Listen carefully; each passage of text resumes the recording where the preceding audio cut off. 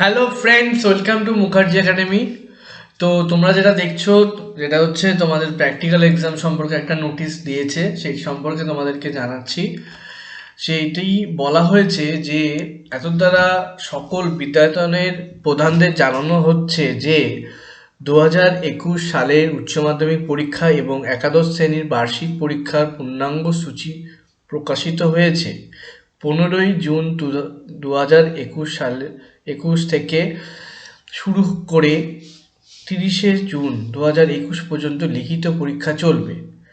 ব্যবহারিক অর্থাৎ প্র্যাকটিক্যাল পরীক্ষা 10 মার্চ থেকে 2021 থেকে 31 মার্চ 2021-এর মধ্যে বিদ্যায়তনগুলিকে নিতে হবে।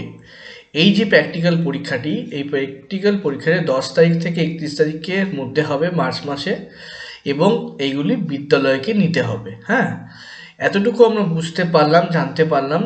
এবার যেটা বিষয়টা সেটা হচ্ছে এই পরীক্ষাটা কারা নেবে সেটাও স্পষ্ট করে বলে দিয়েছে।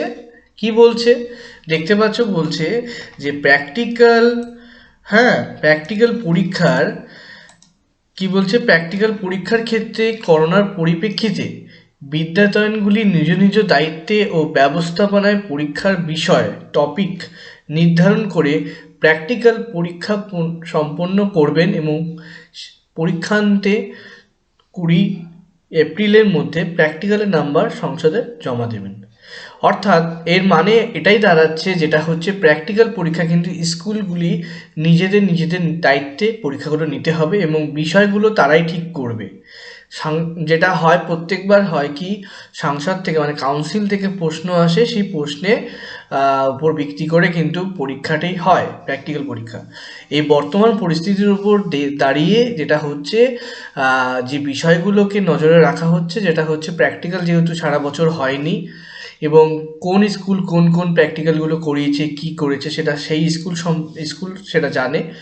তো সেই অনুযায়ী স্কুলগুলোকে দায়িত্ব দেওয়া হলো, তারা প্র্যাকটিক্যাল পরীক্ষাগুলো তারা কিভাবে নেবে, কি ব্যবস্থাপনায় নেবে সেইগুলো তারা ঠিক করবে।